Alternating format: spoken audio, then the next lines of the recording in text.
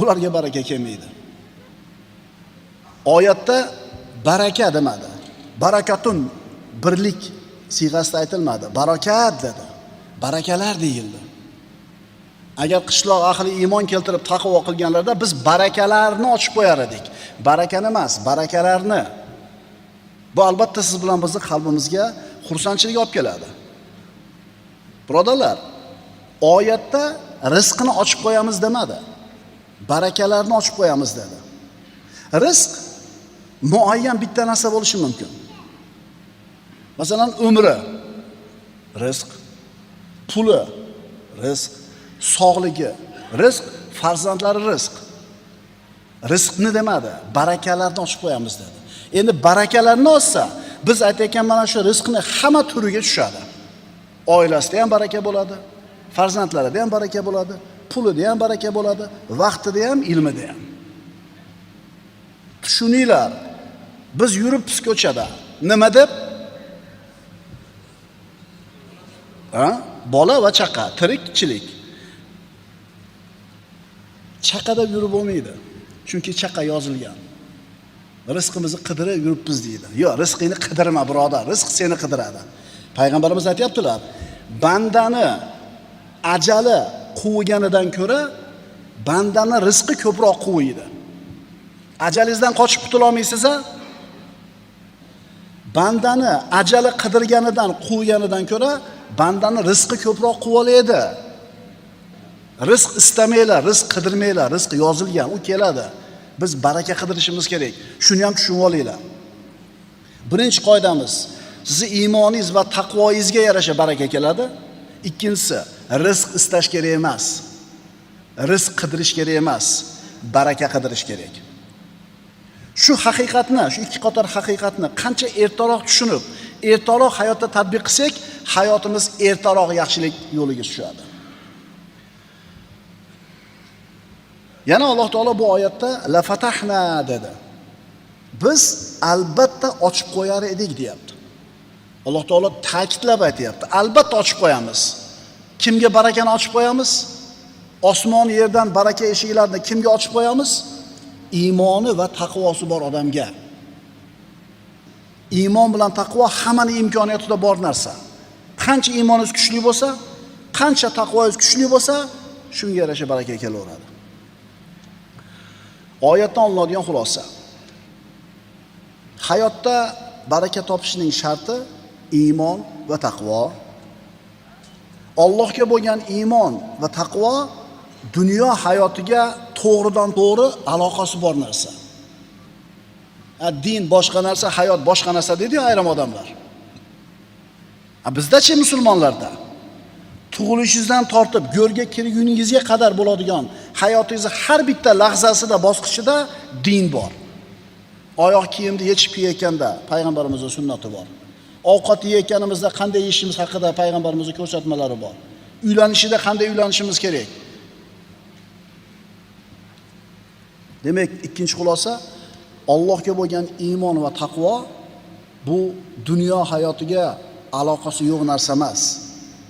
Dunyo hayotiga to'g'ridan to'g'ri aloqasi bor narsa. Uchinchi xulosa, insonni bu dunyoda yaxshi kun kechirishi uchun eng zarur narsa iymon va taqvo. Yana oyatda amanu vattaqov deyildi. Iymon keltirganlarida va taqvodor bo'lganlarida. Juda muhim narsa. Iymon keltirib qo'yishda o'zi yetmas ekan, barakaga erishish uchun. Baraka topishlik uchun iymonni o'zi yetmas ekan. Iymon bilan taqvo birga bo'lish kerak ekan. Agar qishloq ahli iymon keltirganlarida va taqvo qilganlarida deyildi. Alhamdulillahi robbil alamin, hammamiz la ilaha illalloh Muhammad rasululloh dedik, musulmonlarning zumrasiga, musulmonlarning safiga qo'shildik. Endi uning orqasidagi taqvoimiz qanaqa bo'ladi? Iymoningiz, taqvoingiz birga bo'ladi, keyin baraka keladi. Takrorlaymiz. Imom Ahmadning musnadlarida shunday bir xabar bor ekan. Banu Umayyaning xazinalari ichida xurmoning danagiga teng keladigan bug'doy donasi turar ekan. Bir dona bug'doy kattaligi xurmoni danagidek keladi. Va yozib qo'yilgan ekan u tagiga. Bu, ya'ni shunday bug'doy adolat zamonida o'sar edi. Demak, adolat qoyim bo'lgan bo'lsa o'sha yurtda, shu dehqon adolatli bo'lsa o'zi, iymonli, taqvoli bo'lsa 10 gektar yer bug'doy ekib oladigan hosilni 1 gektarga ekib turib olar ekan o'sha davrda. Ya'ni 10 soat ishlab topayotgan pulingizni 1 soatda topar ekan degani. Barakani shu. Tushunyapsizmi, birodar? 10 ta odam ishlashi shart emas oilada. Agar shu oilada iymon, taqvo bo'lsa, payg'ambarning sunnatiga amal qilishlik mahkam bo'lsa, haromdan taqvo qilsa, Alloh yaxshi ko'rgan taqvoli bandalar bo'lsa, bitta odam ishlasa yetar ekan 10 ta odamga. Endi tushunyapsizlarmi nimaga ota-bobolarimiz bitta ketmoni bilan 4 ta o'g'lini uylab, 4 ta qizini chiqargan? Nima bo'lgan ekan ularning hayotida? Piyoda yurib, hamma yoq qo'lgigan ular. Bizni tayimizda mashina, qo'limizda telefon bo'lib turib ham nimamiz yetmayapti? Hech narsa ulgurmayapti. Ulgurmaysan-da. Demak, bu, ya'ni shunday bug'doy adolat zamonida o'sar edi deb yozilgan ekan. Shuni burunroq bilmaymanmi deydi-da odam. Ili ishonmaydi. Yo'q. Haligi pessimist deb qo'yadi bunaqa odamlar, skeptik deb qo'yadi. Qo'ysang, qanday endi? U bittasi bug'doyni xurmoni danagicha bo'lsa, boshqa qancha olib ketadi. Osmonga ishora qilganda barmoq bilan. Ahmoq odam barmoqqa qarar ekan. Tushunarligi? U senga bug'doyni aytayotganimizda biz senga u bug'doy haqida fikr qil demayapmiz. Shu bug'doy nima uchun o'sgani haqida fikr qil deyapmiz. Yo'q. Qo'ysa, bora shunaqa odamlar. Domlalar ekan, aytaverar ekan. Qanday masalan, uning uchun kombaynni ham katta qilishimizga, so'rchakaga. Sen qayga qarayapsan? Faqat ahmoq odam barmoq bilan osmonga ishora qilganda barmoqqa qarar ekan. Shuning uchun bug'doyga qaramanglar, orqasidagi ma'noga qaranglar, birodarlar.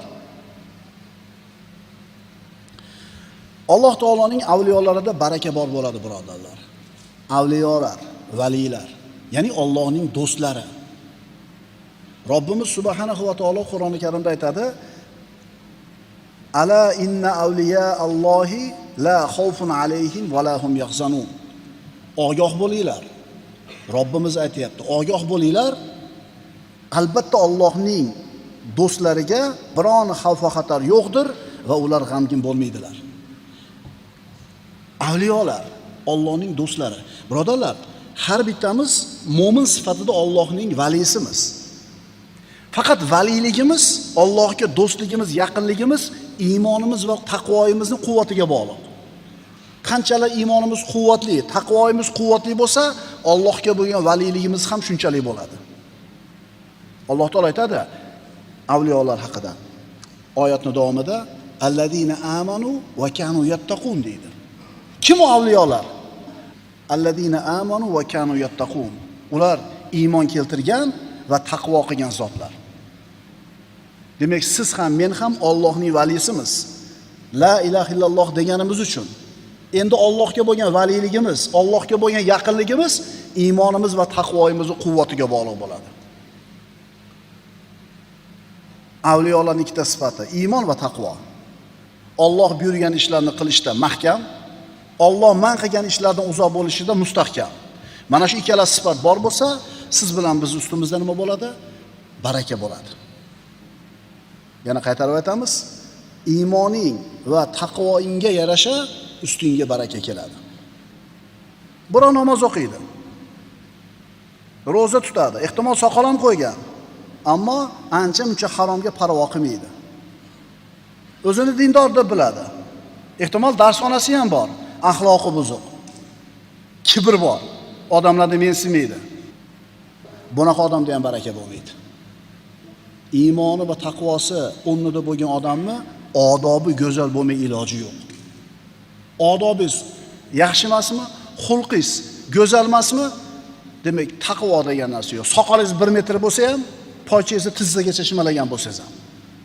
Chunki din nima deb payg'ambarimizdan so'raganlarida go'zal xulq deb javob berganlar. Maddin ya Rasululloh. Husnul xuluq deganlar. Ma'qulmi? Va ukalar, yoshlarga aytayapman buni.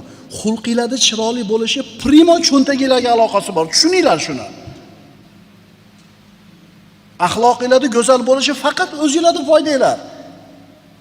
Chunki axloqi go'zal bo'lishi uchun insonda taqvo bo'lishi kerak. Axloqi buzuqmi, demak taqvosi yo'q. Bunda baraka bo'lmaydi. Ma'qulmi? Bilib qo'yinglar. Mana shunaqa axloqi buzuqlar bilan birga o'tirar ekansiz, ularga keladigan kasobat sizga ham keladi. Chunki ulfating aloqalat bo'lsa,